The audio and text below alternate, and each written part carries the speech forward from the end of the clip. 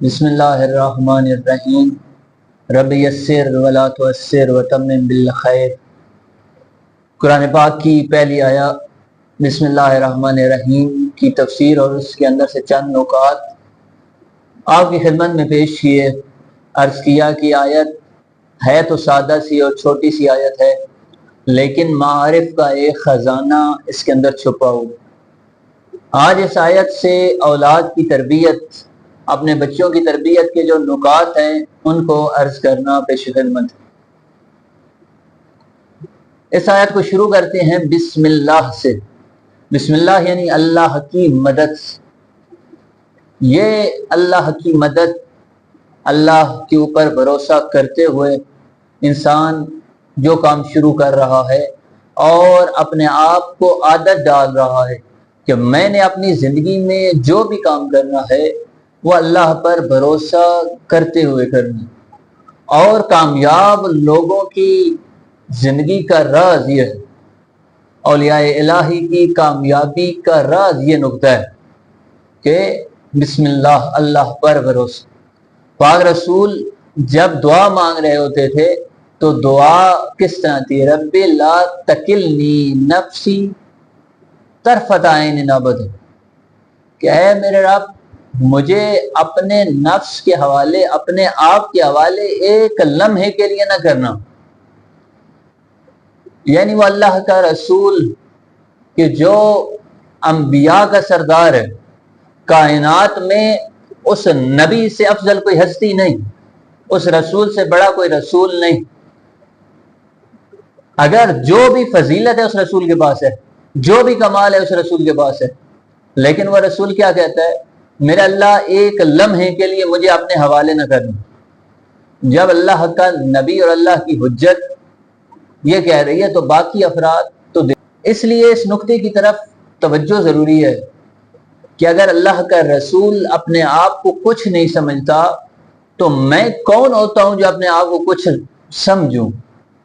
اور حقیقت میں کامیابی کا راز اسی میں چھپا ہوا ہے کہ جس نے اپنے آپ کو کچھ نہیں سمجھا اور اس نے اپنا سارا سب کچھ اپنے رب کو سمجھا ہے تو اس کے لیے پھر اللہ کافی ہے، کیونکہ اس کا اللہ اس کا سب کچھ ہے۔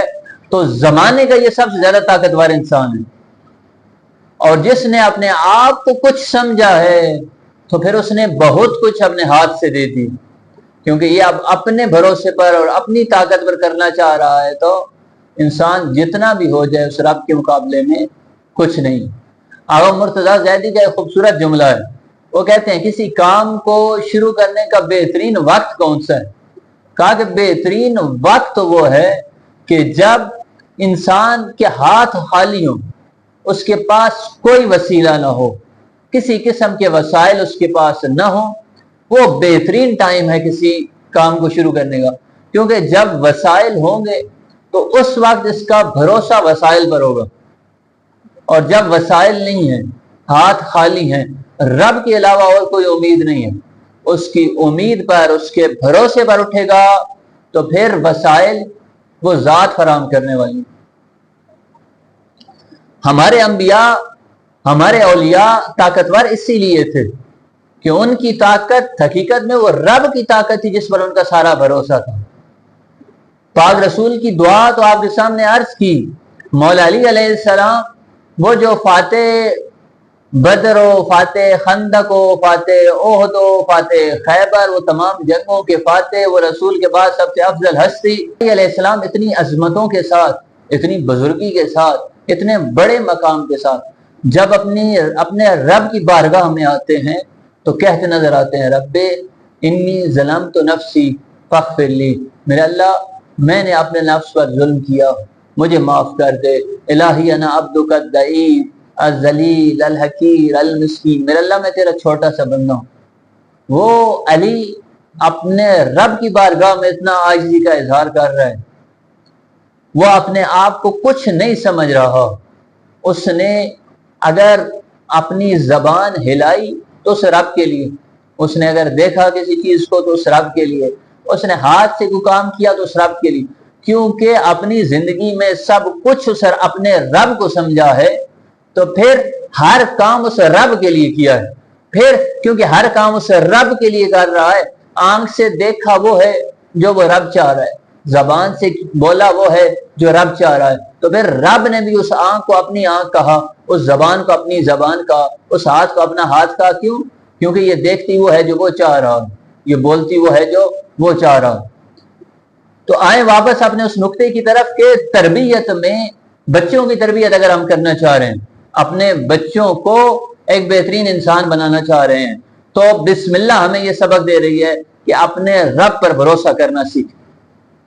زمانے میں یہ صرف آئمہ نہیں ہے, یہ صرف انبیاء نہیں ہے, جو ولی بنے ہیں, جو اولیاء ہیں, جو بڑی بڑی ہستیاں بنی ہیں, وہ ساری ایسی ہیں جو اپنے آپ کو کچھ نہیں سمجھتی تھی اور اپنے رب کو سب کچھ سمجھتی تھی. امام خمینی کے گھر مہمان آیا, رات آدھی رات کا وقت ہے, تو امام خمینی کے ساتھ والے کمرے سے, یہ مہمان خانے میں تھا, ساتھ والا کمرہ جو امام خمینی کا ہے, وہاں سے رونے کی آواز آ رہی ہے.